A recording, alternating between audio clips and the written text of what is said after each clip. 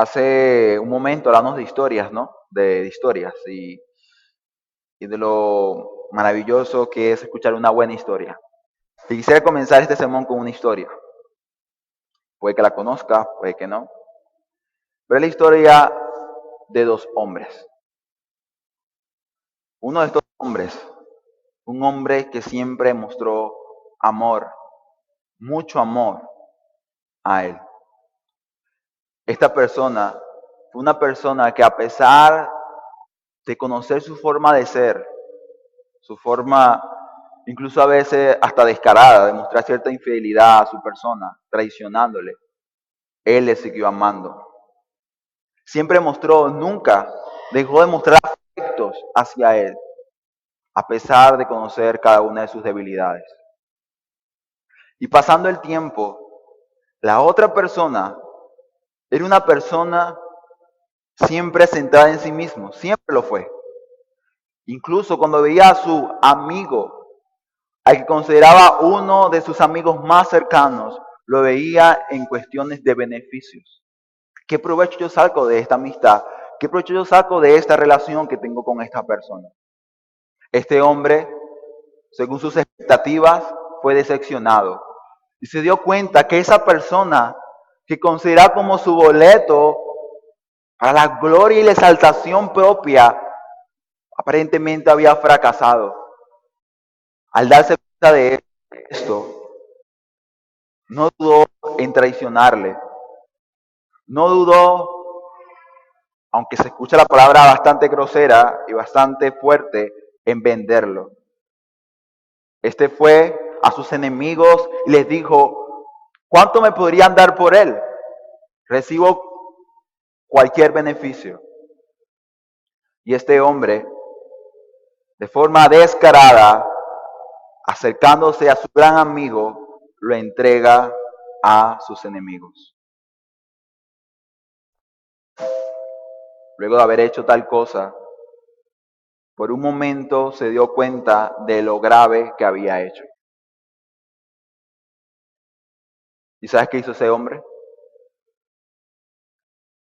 Ese hombre, en un intento por acabar con su propia vida, se cayó y se partió en dos. Se dice que sus vísceras se esparcieron sobre la tierra. Tú puedes pensar, ¿qué le pasó a ese hombre como para hacer eso? ¿Qué sucedió? Quizás hay muchas posturas y pensamientos, pero si algo te puedo decir yo a la luz de lo que vamos a aprender hoy, es que este hombre, a pesar de estar arrepentido de alguna manera de lo que había hecho, a pesar de esa postura que colocó, a pesar de ese pensamiento que tuvo en su corazón, este hombre nunca conoció el perdón. Sus pensamientos le decían: eres culpable, has hecho un gran mal, eres un mal amigo, no mereces vivir. Y esos pensamientos le hicieron tan pesados que lo llevaron al borde de la desesperación y a cometer tal hecho, como fue atentar contra su propia vida. Yo no sé si usted ha escuchado de esta historia, pero si ha leído la Biblia, yo creo que usted no sabe de quién estoy hablando. Estoy hablando de Judas Iscariote. Sí conocen la historia, ¿verdad que sí? Él traicionó y entregó al que consideraba su amigo. Y su final, como lo muestran los evangelios y el libro de Hechos, sí. ¿Qué Judas no conoció? No conoció el perdón. No conoció el perdón. Y quiero que medite en un momento en eso. ¿Cuál es el fin del hombre si no conoce el perdón? ¿Cómo será su vida? ¿Cómo estará su corazón? ¿Cómo estará consigo mismo? Mediten por un momento si el mundo se diera cuenta realmente de lo que ha hecho, los pecados que ha cometido. ¿Qué harían? ¿Qué harían? La verdad es que muchas personas diariamente hacen lo mismo. En la desesperación no saben qué hacer, no saben cómo lidiar con lo que sienten. Dice, soy culpable, soy culpable. El pensamiento que sale de la mente es, acaba con tu vida y todo acabará contigo. Hay personas que se hunden en los vicios pensando que así cesará, que calmará la culpa con la que cargan. Sin embargo, esto los termina hundiendo. La verdad es que no hay que ir muy lejos para darnos cuenta que lo que Judas experimentó, el mundo experimenta hoy día. Experimenta el mundo es la falta de una verdadera y genuina esperanza. Pero mi hermano y amigo, quisiera hoy decirte de que es posible el perdón de pecados. No importa si tu pecado y ofensa es tan grave como la de Judas, de entregar al Hijo de Dios, al Salvador Jesucristo. No sé, ¿verdad? ¿Qué pecado pudiste haber cometido en el pasado o estás cometiendo? Pero la esperanza del Evangelio es que hay perdón. Hay perdón porque hay uno que tiene autoridad para perdonar. Hay uno que tiene toda autoridad para perdonar pecados sin importar lo grande que pueden parecer ser. Por esa razón, mi hermano y amigo, el título de este sermón es Autoridad para perdonar. Qué gran consuelo es saber que hay uno capaz de perdonar nuestros pecados. Porque si no fuera así, al igual que Judas, nuestro final sería la perdición misma y la condenación. Más allá de una muerte como esta, hablo de la muerte espiritual eterna, condenación eterna, sufrir la ira del Padre, sufrir la ira de Dios. Y lo que pretendo argumentar en este sermón es esto, que Jesús tiene toda autoridad para perdonar pecados porque Él es Dios, porque Él es el Dios encarnado. Quiero que preste mucha atención a este argumento porque es el que estaré desarrollando a lo largo de este sermón. Y si usted entiende esto, va a entender el sermón. Entonces, si se entiende el sermón, pero se recuerda de estas palabras, Jesús tiene toda autoridad para perdonar pecados porque Él es el Dios encarnado. Esté tranquilo porque recibió el mensaje de Dios para usted y lo recuerda fácilmente. Vamos a estar de versículo 1 al versículo 12, estaremos en tres partes. La primera parte es Jesús perdona pecados, de versículo 1 al versículo 5. La segunda división de este sermón es del 6 al 7, objeción, solo Dios perdona pecados. Y al final, Jesús tiene toda autoridad para perdonar, del 8 al 12. Ahora sí, habiendo dicho esto, vayamos a nuestras Biblias, vamos a leer del versículo 1 al versículo 5. Dice la palabra de Dios, Señor, entró Jesús otra vez en Capernaum después de algunos días. Dice, yo que estaba en casa, inmediatamente se juntaron muchos, de manera que ya no cabían ni aún a la puerta y les predicaba la palabra. Entonces vinieron a él unos trayendo un paralítico que era cargado por 4. Y como no podían acercarse a él a causa de la multitud, descubrieron el techo donde estaba y haciendo una abertura, bajaron el techo en que yacía el paralítico. Al ver Jesús la fe de ellos, dijo, Hijo, tus pecados te son perdonados. Amén. El comienzo del capítulo 2 nos dice que Jesús vuelve a entrar a Capernaum. Quizás esto no se entiende muy bien debido a que hemos saltado varios pasajes para llegar a este capítulo 2. Pero si usted lee los pasajes anteriores, se dará cuenta de que ya esta región fue visitada por el Señor Jesús. Solamente que por diversas razones, como era el predicar la palabra del Señor en muchos lugares, por un tiempo Jesús no estaba allá. Dice la palabra del Señor que habían tantas personas siguiendo a Jesús, queriendo escuchar a Jesús, queriendo ver a Jesús, que Jesús Tenía que irse a lugares despejados, irse al desierto incluso para poder así enseñar la palabra de Dios por las grandes multitudes que se acercaban.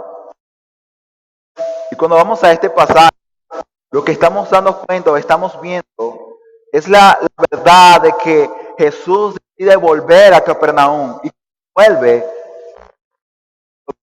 típicamente sucedía en ese tiempo. Jesús es seguido por multitudes. Y lo que sucede es que al ver ellos que Jesús estaba en casa y de forma inmediata se juntan, se acercan al sitio en el cual se encontraba y dice que había una gran multitud. Y esta frase es importante para entender qué razón lo explica la escena en el cual se va a desarrollar el hecho que veremos hoy. Pero dice, en la primera escena que nos presenta, que hubo unos hombres que traían a un paralítico. Dice que lo traían sobre una cama, lo que nos hace pensar, evidentemente, que era un hombre con una parálisis total, completa.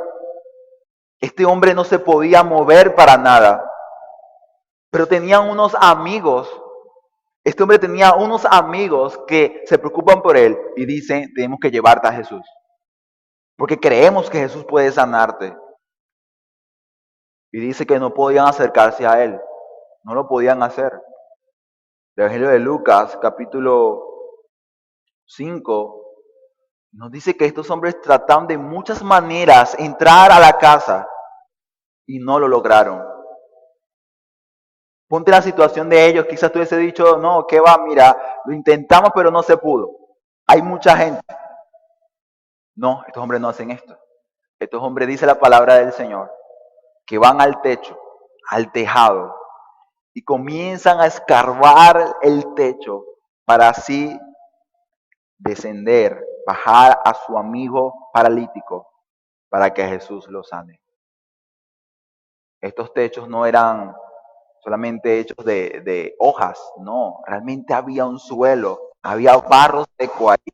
Estos hombres hacen un gran esfuerzo y dicen, es que tenemos que llevarlo a Jesús, porque Jesús lo va a sanar. Y esta fe es la que Jesús ve, dice el versículo 5, al ver Jesús la fe de ellos. No dice que es una fe salvífica, una fe de salvación, pero es decir, una fe que los movió a hacer lo imposible por llevar a su amigo a Jesús. No sé si a usted le ha pasado, pero si usted es el Valle del Tuy y viaja a Caracas, no siempre irá en camioneta, que es lo más sencillo, ¿no? Y lo más cómodo, pagar y irte directo a Caracas, ¿no? Del terminal o por la vía principal. Pero cuando no es así, toca agarrar el ferro y el metro de Caracas. Y la experiencia pues no es muy agradable que digamos, pero es algo que impresiona cuando usted va al metro o al ferro, es que a pesar de que hay una gran multitud de personas, usted no se puede ni siquiera mover, a veces ni girar hacia un lado, hay hombres y mujeres que sin embargo ven cómo hacen y viajan y caminan por todos los trenes. Usted dice, pero es que no podemos movernos. Ellos dicen por la calle al medio. Dice, pero ¿qué calle? Si no hay calle, no hay paso por ahí. Pero estos hombres son aguerridos, impresionantes, siguen vendiendo, no sé cómo hacen, pasan por encima de las personas, pero avanzan y siguen vendiendo su mercancía. Es lo que podemos ver acerca de estos hombres. Que si usted dice a esa gente y dice, no, aquí me quedo hasta que salgamos. Entramos todos juntos y salimos todos juntos, pero en cambio estos hombres buscaron la manera y lograron llevar a su amigo a Jesús. Lo que lo movió a ellos fue la fe y la convicción de que Jesús podía ayudarlo. Pero lo impresionante acá no es solamente la valentía de estos hombres que dijeron, bueno, no sé si Pedro se va a molestar, porque parece que la casa era de Pedro, no sabemos si Pedro se va a molestar con nosotros, no sabemos qué va a decir la gente, pero vamos a abrir un hueco en el techo y vamos a enviarlo a Jesús. Pero lo que impresiona es lo siguiente, y es lo que Jesús le dice a este paralítico. Lo que Jesús le dice al paralítico es estas palabras: tus pecados te son perdonados. Estas palabras de Jesús sorprenden mucho. No sé si usted, pero yo esperaría que Jesús ve a ese paralítico, ese hombre ahí tieso, en la cama. Y usted esperaría que Jesús diga: hijo, eres sanado, levántate de ahí y camina. Yo esperaría que Jesús haría eso, porque ese hombre está enfermo y sus amigos lo envían a Jesús para que lo levante de ahí. Pero en cambio Jesús ve una mayor necesidad que la que sus amigos podían ver en él. Sus amigos decían: este hombre está paralítico, necesita ser sanado, y Jesús ha hecho muchos milagros, así que él puede hacerlo. Pero Jesús, por encima de ello, y mucho más profundo, ve una necesidad mucho más importante. Y esa necesidad es la necesidad del corazón. Jesús ve más que a un hombre paralítico. Jesús ve a un hombre que carga una gran pesada, un gran peso, mejor dicho, un gran peso de culpa. Dice, pero, ¿por qué razón? ¿Qué pecado podía cometer ese paralítico si no se podía mover? No podía robar, ¿verdad que sí? No podía matar a nadie. Posiblemente incluso no podía, obviamente, fornicar o adulterar. No será posible porque está inmóvil, no se puede mover, no puede hacer ninguna de esas cosas. ¿Qué culpa es con la que cargaba este hombre? La verdad, mi hermano, es que en esos tiempos cualquier hombre enfermo era acusado de haber cometido grandes pecados contra Dios. Y la severidad de su enfermedad, de su situación, hacía pensar obviamente que ese hombre había cometido pecados gravísimos para que Dios lo tuviera de esa manera. Imagínate el peso de la culpa que este hombre cargaba sobre sí. Él decía: mira cómo estoy. No puedo mover ni siquiera uno de mis dedos. He pecado contra Dios. He ofendido a Dios. Dios me tiene así porque he hecho el mal ante sus ojos. Este hombre era paralizado por algo mucho más grave y difícil que una parálisis física. Y era la culpa que tenía sobre sí. Yo no sé, mi hermano y amigos, usted no ha tenido que lidiar con la culpa, pero yo sí tengo que lidiar con eso. Todo hombre lidia con la culpa. Y si usted puede decir que no soy cristiano y que nunca he lidiado con eso, no hace falta ser cristiano para lidiar con eso. ¿Sabe por qué? Porque la conciencia, ese regalo de Dios está en todo hombre. Y la conciencia te acusa y dice: mira, hiciste algo malo, ¿oíste? Fallaste, te dices cuenta, lo hiciste mal. No hace falta que tú vayas a una iglesia para que el predicador te diga: has pecado. Ya tú sabes que has pecado, que has hecho algo malo. Todo hombre lidia con la culpa.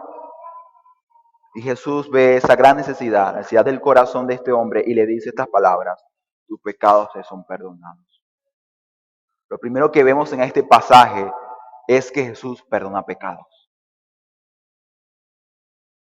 Ya Jesús se había presentado, o al menos los hombres habían visto a Jesús como Jesús, el que tiene autoridad para sanar, el que tiene autoridad para hacer ver a los ciegos, para dar sanidad a los enfermos. Decían: Jesús tiene autoridad para sanar. También habían visto la autoridad de Jesús para enseñar. Dice los evangelios que estos hombres quedan impresionados con su forma de expresarse y de hablar, porque dicen: no habla como los fariseos. Pero ahora también el Señor se presenta a los hombres como aquel que también tiene autoridad, no solamente para sanar, no solamente para predicar con autoridad la palabra de Dios, como el gran profeta de Dios, sino también como aquel que perdona los pecados de los hombres. Y esta declaración desencadena una polémica y una resistencia a esta realidad de que Jesús perdona los pecados. Vayamos a la segunda división: objeción. Versículo 6 dice: Estaban allí sentados algunos de los escribas, los cuales calibaban en sus corazones y decían en sus corazones, decían estas palabras: ¿por qué habla este así? Blasfemias dice: ¿quién puede perdonar pecados si no solo Dios?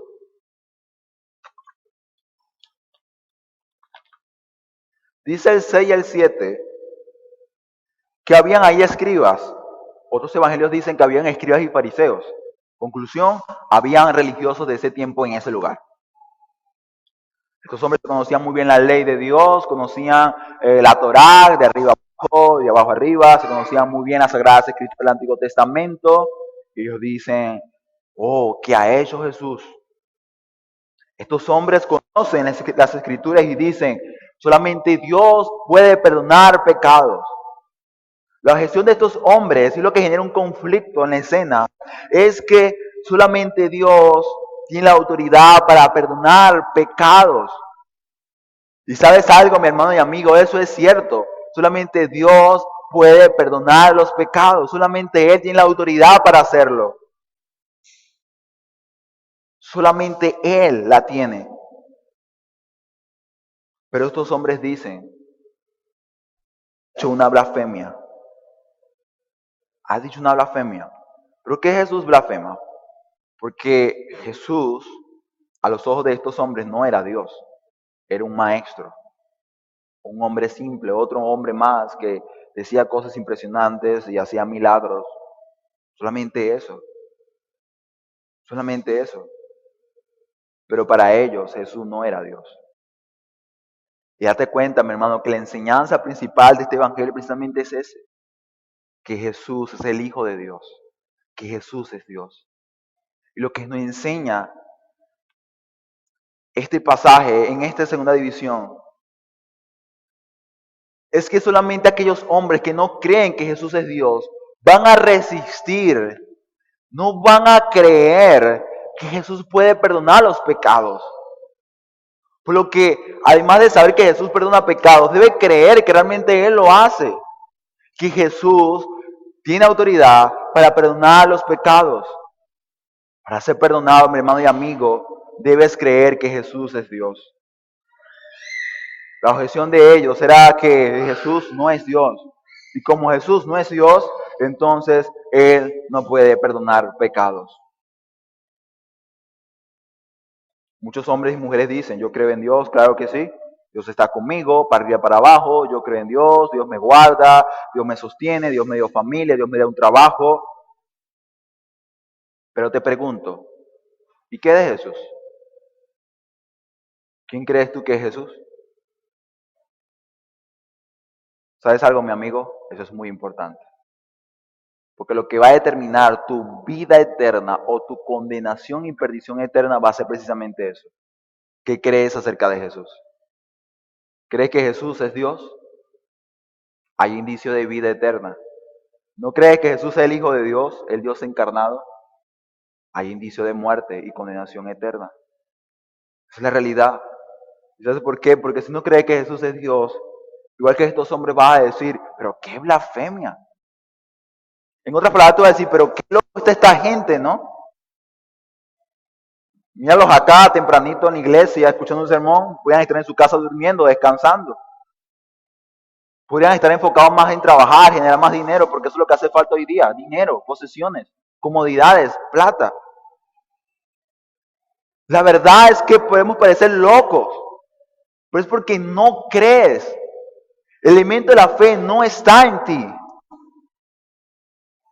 Por lo tanto, entiende, mi hermano y amigo, que es importante, es vital entender y creer realmente desde el corazón que realmente Jesús es Dios mismo. Que cuando te preguntan o te lleguen a preguntar quién es Jesús, tú digas: Jesús es Dios. ¡Wow! Esa expresión es diferente, porque le preguntas a alguien en la calle: mira, ¿quién es Jesús? Van a decir: bueno, Jesús fue el enviado de Dios. Bueno, Jesús es el Hijo de Dios. Pero no te van a decir: Jesús es Dios. ¿Pero por qué? Porque esa realidad es tan importante y tan esencialmente vital en el Evangelio que solamente los que son salvos genuinamente van a creer esta verdad. Aquí no dice realmente cuál fue la respuesta del paralítico. Evidentemente, expresiones físicas no podría tener muchas porque está limitado por su parálisis. Pero imagínate este hombre escuchar de parte de Jesús: hombre, tranquilo, tus pecados son perdonados. Otras versiones dicen: ánimo, tú has sido perdonado. Quizás el amigo está un poco ansioso, pero ¿cuándo lo va a sanar? Levántalo, Señor. Levántalo de la cama. Pero te aseguro que este hombre, escucha las palabras de Jesús, ha sido perdonado. Este hombre no se puede mover, pero ha sentido que ahora sí se mueve. Porque esa carga que tenía sobre sí de la culpa fue eliminada. Porque ha entendido que sí hay uno que puede perdonar los pecados. Y eso hace libre a los hombres. Realmente la libertad real es la del corazón, más allá de la que podemos ver físicamente hablando. Te aseguro que este hombre no se podía mover todavía de su cama, pero este hombre era mucho más libre que muchas personas que estaban ahí escuchando a Jesús. Pero es porque este hombre recibió el conocimiento y la verdad de que Jesús perdona los pecados. Pero ¿qué significa esencialmente esto? Que Jesús perdona pecados. Es lo que veremos del 8 al 12. Así que leamos nuestros versículos. Y conociendo luego Jesús en su espíritu que calibaban de esta manera dentro de sí mismo, les dijo: ¿por qué caviláis así en vuestros corazones? Le hace una pregunta a ellos, los confronta directamente y le hace esta pregunta. Presta mucha atención, dice: ¿qué es más fácil, decir al paralítico tus pecados te son perdonados, o decirle levántate, toma tu lecho y anda? Pues para que sepáis que el Hijo del Hombre tiene potestad en la tierra para perdonar pecados, dijo al paralítico: a ti te digo, levántate, toma tu lecho y vete a tu casa. Y dice el versículo 12, entonces él se levantó enseguida y tomando su lecho salió delante de todos, de manera que todos se asombraron y glorificaron a Dios diciendo: nunca hemos visto tal cosa. ¿Te das cuenta, hermano y amigo, lo que dice la historia, lo que sucedió luego? Lo que vemos acá en la narrativa de Marcos es que Jesús decide confrontar esa murmuración interna de su corazón, que cuestionaba la divinidad de Jesús. Jesús pudo haber ignorado lo que él sabía que pensaba en sus corazones. Él pudo haber seguido con lo que iba a hacer. Si iba a sanar al paralítico, pues fuiste sanado y vete a tu casa. Sin embargo, Jesús decide confrontarlos a ellos. ¿Sabes por qué decide confrontarlos a ellos? Porque también decide hoy en esta mañana confrontarte a ti, si todavía no crees que Jesús es el Hijo de Dios, el Dios encarnado. Quizás tú puedes decir, pero que Jesús es chocante. A Jesús le gusta la contienda, la guerra, la pelea, y así como realmente se etiqueta a los que deciden defender la verdad. Oye, pero este hombre es intolerante. Este hombre siempre es un debate, todo es una pelea. No, es una muestra de gran misericordia. Porque la verdad es que si Jesús no confronta a estos hombres, ¿sabes qué hace Jesús?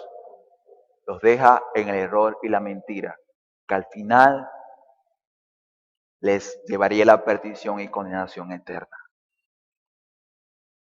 La verdad es que si Jesús no defiende y no argumenta y no muestra evidencias, entonces estos hombres, tanto ellos como las multitudes en la casa, se irían pensando que sí, que Jesús es un maestro más y que Jesús hace cosas sorprendentes que no hemos visto tanto tiempo. Pero solamente eso.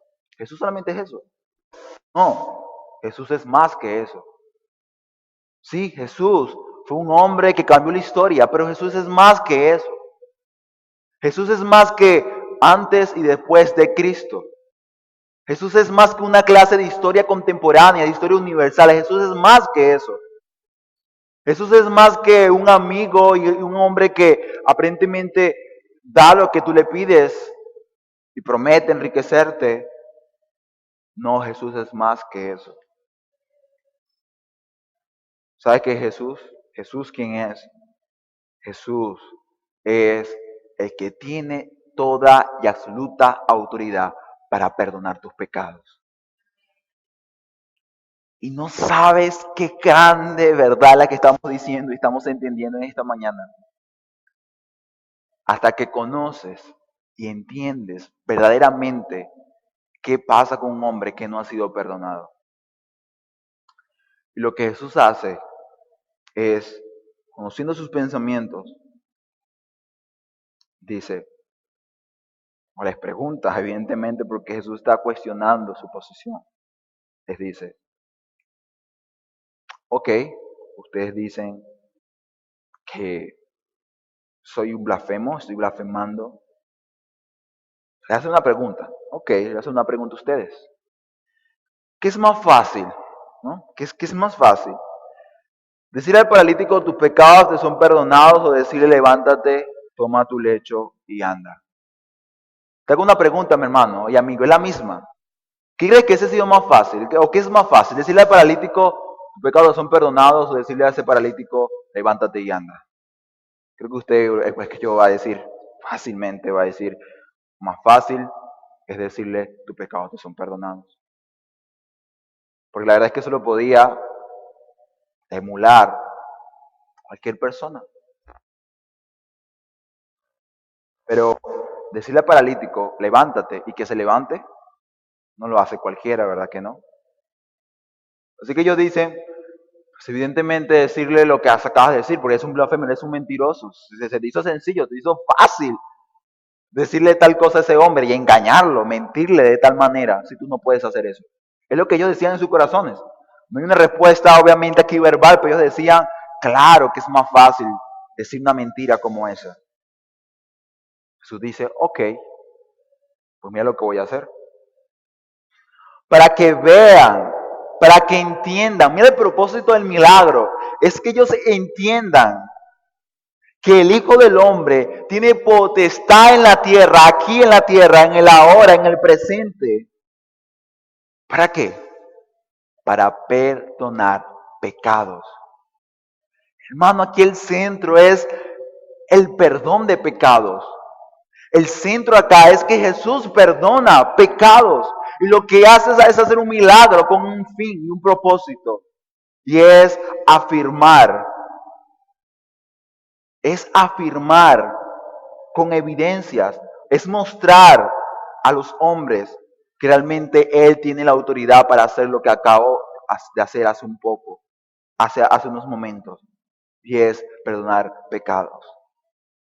Y lo aparentemente difícil o imposible lo hace posible, porque el Señor le dice a este hombre, toma tu lecho,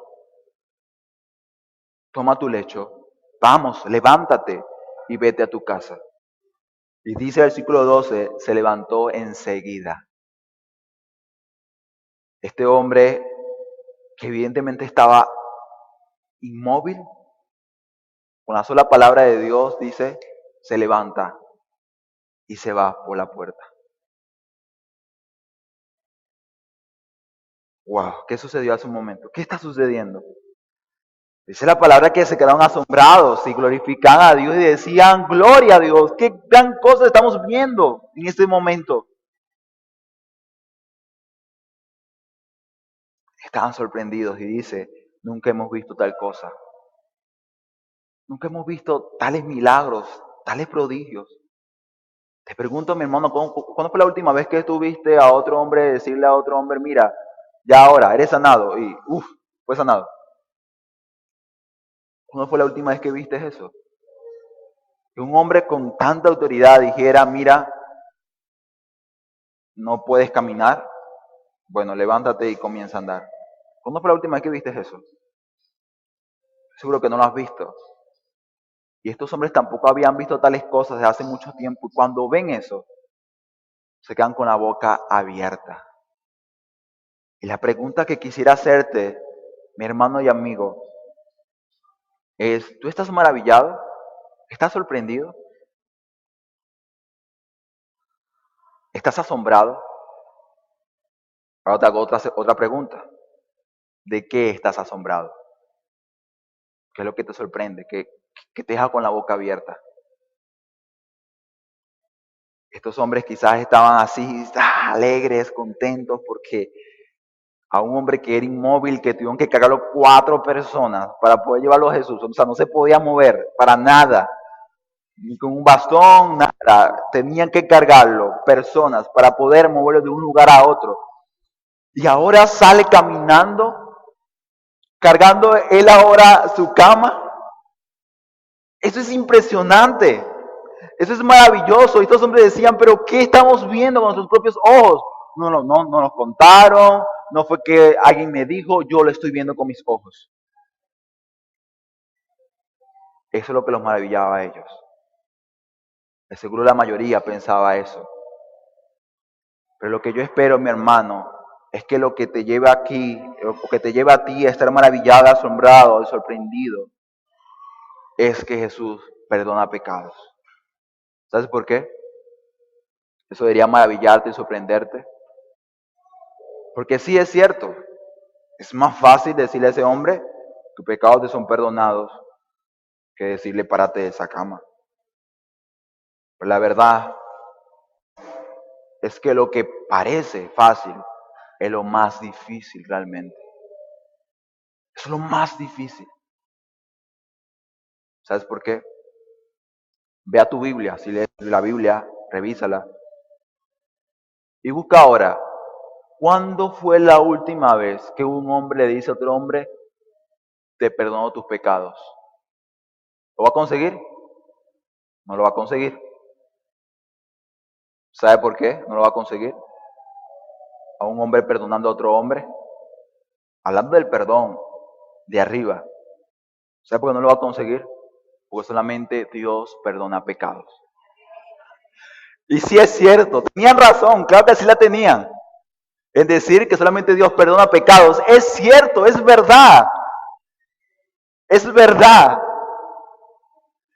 El error de los fariseos y escribas es no creer que Jesús precisamente es el Dios encarnado.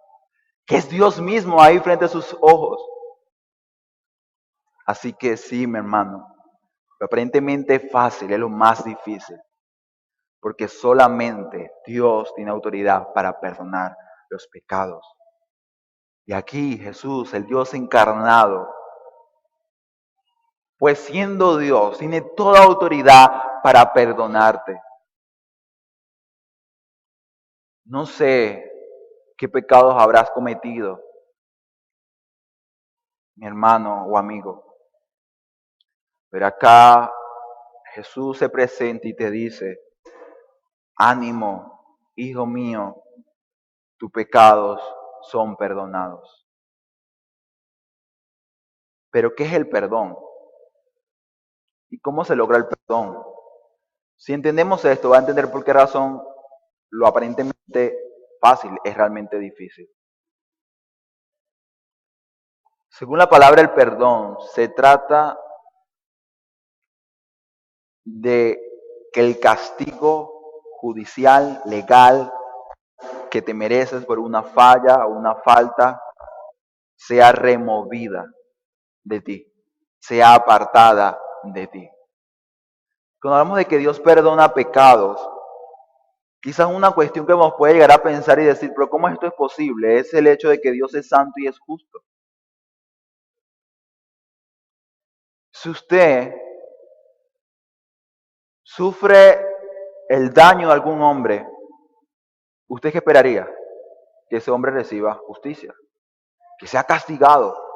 Imagínate que un hombre haya maltratado, haya golpeado a algún familiar tuyo cercano, no sé, un hijo, algún hermano. Wow, tu sangre va a hervir de rabia y molestia. Y tú vas a decir, me deben hacer justicia. Y usted lo va a llevar ante el tribunal, ante el juez. Y usted va a esperar que ese hombre sea castigado por el mal que hizo. Pero imagínense ahora que el juez pues dice, no, pero quiero mostrar algo de misericordia para con este hombre. Y este hombre dice, no, estoy arrepentido, estoy muy arrepentido de lo que hice. Y este hombre juez, este juez es tan bueno que le va a decir al hombre, ok, te perdono, vete a tu casa. Te pregunto, mi querido hermano y amigo, ¿el juez ha mostrado misericordia? ¿Bondad? Vamos a decir que sí. ¿Pero ha mostrado justicia? ¿Ha mostrado justicia el juez? La pregunta sería esa. Sí, mostró misericordia, bondad, porque, oh, qué gran obra, pero tú fuiste el afectado y tú dices, no estoy de acuerdo con eso, porque yo vine al tribunal para que se haga justicia, él debe pagar por el mal que hizo. Y es cierto eso. Así que el juez mostró misericordia, pero no mostró justicia. Y te doy esta ilustración, mi querido hermano y amigo, porque si Dios solamente así, pues libremente y así solamente hace, pues perdona pecados y ya, entonces Dios debería de ser justo, dejaría de ser santo. ¿Por qué? Porque ya Dios estaría haciendo algo incorrecto. Correcto es hacer justicia, no hacer injusticia. Por lo tanto, este es el gran misterio y la gloria del Evangelio. Y es que para tú ser perdonado, no creas que la paga que tú te mereces es así desaparecida, así por arte de magia. No te imagines Satán dando un chasquido de dedos y eliminando todo eso. No es así. Dice la palabra del Señor en Hebreos, capítulo 9, versículo 22. Dice claramente la palabra del Señor, estas palabras. Dice, Hebreos 9, 22.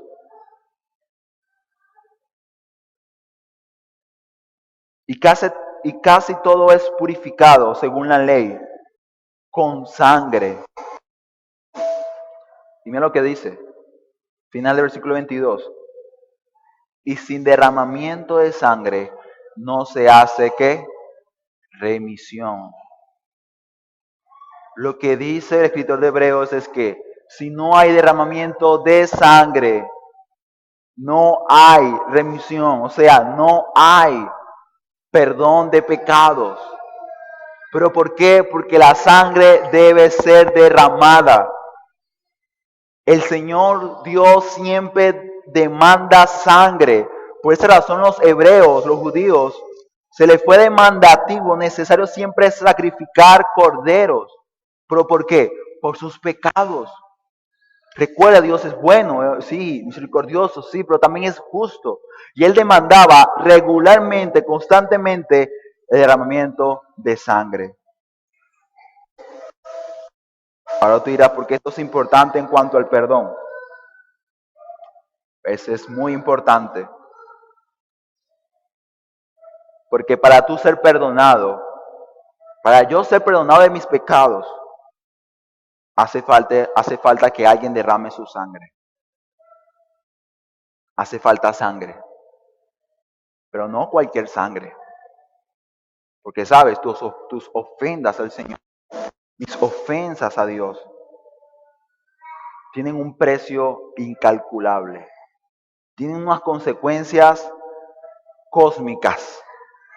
Porque has ofendido al Dios soberano, al Dios todopoderoso. Tus fallas y tus ofensas han sido hacia el único y verdadero Dios, al Dios infinito que merece toda gloria, toda alabanza y toda exaltación. A ese Dios has ofendido, a ese Dios santo, santo, santo. Y el pago por tus pecados son 1000 infiernos. Escúchalo muy bien, tú mereces 1000 infiernos por haber desobedecido al Señor. Mereces la condenación eterna, eterna. Así que para ser salvado de eso, evidentemente hace falta derramar sangre, pero no la sangre de un corderito. No salgas acá pensando que tienes que comprar una oveja para matarla. porque tal derramamiento de sangre no es eficaz para darte esa clase de perdón.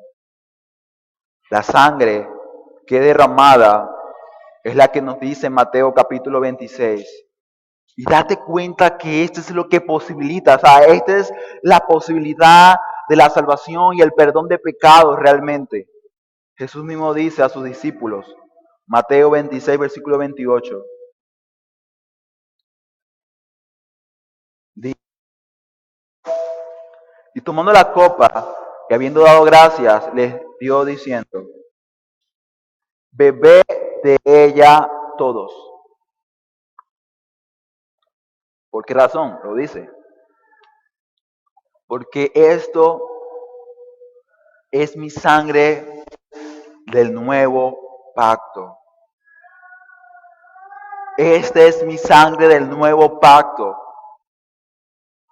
que por muchos es derramada. ¿Para qué? Para remisión de los pecados. ¿Escuchaste muy bien? Este Dios derrama su sangre. Es su sangre, mi hermano y amigo. Dios viene a la tierra y su meta, su objetivo es la cruz. Siempre, siempre Jesús proyectó una sombra de muerte. De muerte. Pero tú dirás, ¿pero por qué? Lo dice el mismo Señor Jesús, para perdonar los pecados. ¿Te das cuenta el costo del perdón? ¿Y por qué no lo puede dar cualquier persona? Es tan grave, es tan grave la falla, la ofensa que tenemos hacia un Dios santo por ser pecadores, que Dios mismo tiene que venir y dar solución a ese problema.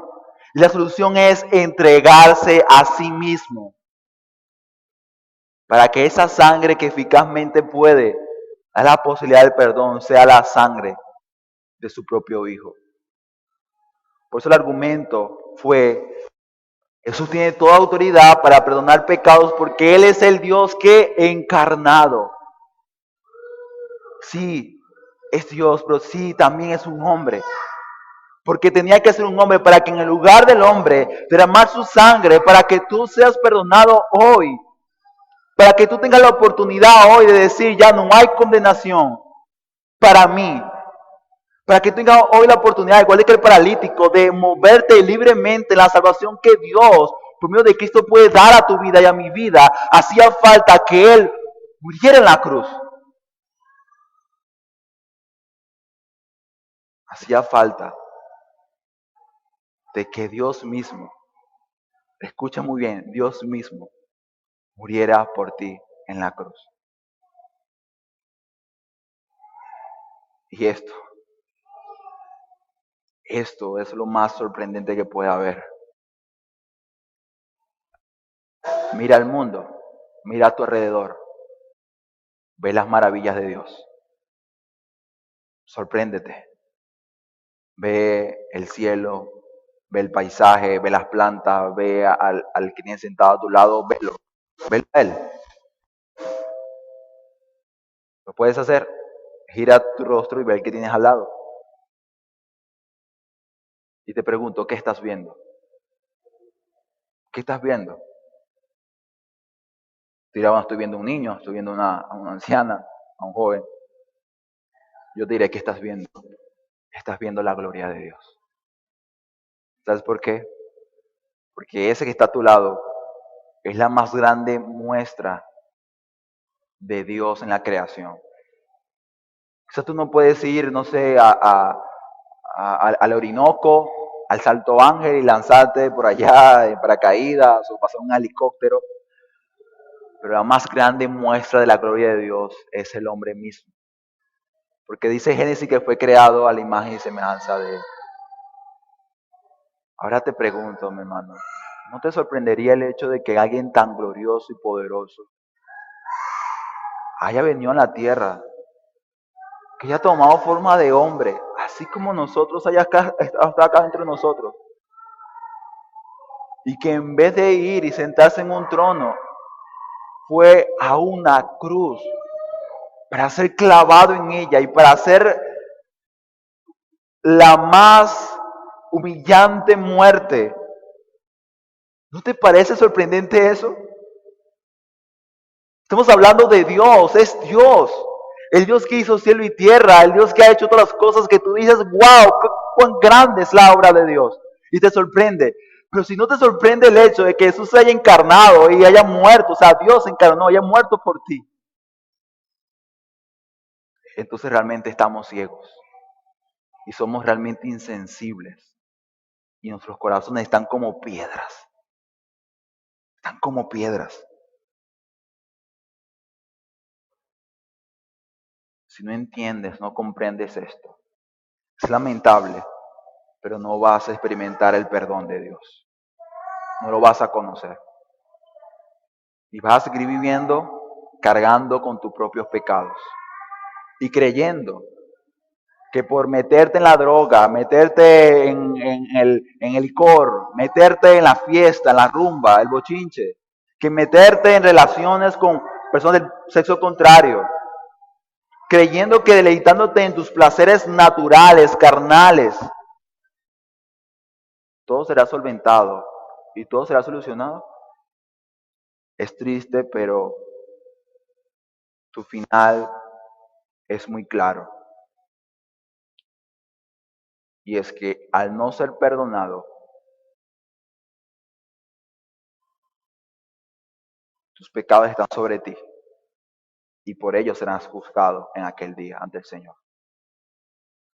La única manera de no ser juzgado por nuestros pecados ante el Señor, ante el Dios eterno, justo, es que esos pecados hayan sido perdonados. Que haya alguien fiador y diga, mira, hey, muéstrale misericordia a él, que ya yo pagué por él. Ya la deuda fue salvada, ya fue satisfecha. El único que tiene esa autoridad y puede hacer esto es Jesús, el Dios hecho carne. Él es tu fiador, Él es mi fiador. ¿Por qué? Porque Él derramó su sangre para perdón de pecados. ¿Y sabes qué vemos acá? Vemos que el final fue un hombre sanado, un hombre libre. Este hombre saltaba, brincaba, ya se movía. Bueno, este hombre saltando, brincando con gran gozo. Y sabes, eso es lo que también produce el perdón verdadero en nosotros. El perdón de Jesús es un perdón vivificante, es un perdón que libera, libertador, es un perdón que transforma. Es un perdón que te hace andar, que te hace caminar. Es un perdón que te hace libre. Y esto es importante porque quizás tú puedes pensar que has sido perdonado y sin embargo todavía sentir que hay algo en tu vida que es un problema con Dios y te hace entrar en cuadros de depresión, de angustias, de dudas. Pero al menos tú, mi hermano, que has creído ya en Cristo y de seguro ya a Dios, por cuanto Él lo dice, mi sangre fue derramada para perdón de pecados, ya la derramó por ti. Pregúntate, hermano, ¿por qué tú sigues pidiendo todavía perdón por los mismos pecados? Pregúntate por qué en muchas oportunidades nos hallamos todavía diciendo, Señor, perdóname, y al otro día, Señor, perdóname. ¿Cómo crees tú que se va a sentir el Señor cuando hace eso regularmente? No se va a sentir muy bien, va a sentirse ofendido. ¿Sabes por qué? Porque estás dando perdón en la misericordia de Dios. Y en cuanto a esto, no es posible dudar. ¿Por qué? Porque Él mismo es la garantía de que hemos sido perdonados para siempre. Así que mis hermanos, quisiera terminar con resoluciones, con aplicaciones. Lo que quiero decirte, primeramente a ti, mi hermano, mi hermana en el Señor, es que hoy necesitamos escuchar de nuevo que Jesús tiene toda autoridad para perdonarte, para perdonarnos. porque Él ya derramó su sangre por tu perdón. Hermano, recuérdalo, abraza esa verdad y sé libre de la culpa y experimenta el perdón que hace libre. Sé libre para testificar y anunciar que el poder y la autoridad para perdonar está en Cristo Jesús. Muestra a los hombres que si es posible realmente ser libre del peso del pecado. Y así ahora proclamar y anunciar, imagínate el paralítico diciendo, Jesús me sanó, y dándole gloria a Dios. Así también tenemos nosotros como cristianos, hermanos en el Señor. Proclama, se ha sido perdonado por el Señor, por Cristo, con esa maravilla y gozo desde el principio. Recuerda cómo te sentías cuando creíste el Evangelio en tu primer amor, sentías tanto gozo y alegría. A veces hace falta recuperar algo de eso. Hermano, medita, ve la gloria de Dios y gózate. Sea asombrado y maravillado todos los días por su gracia y amor para con nosotros. Y tú, mi amigo, mi amiga en este lugar que no has creído eficazmente en el Señor, mi llamado para ti es deja la incredulidad. ¿Sí? Deja de ser incrédulo. Deja de no creer. ¿Por qué? Porque esa incredulidad te tiene cautivo, te tiene prisionero, te tiene perdido, esa incredulidad te tiene bajo la condenación por todos tus pecados. Esa incredulidad es la misma que estos fariseos tenían y escribas. No, Jesús no es Dios, Él no es el Hijo de Dios.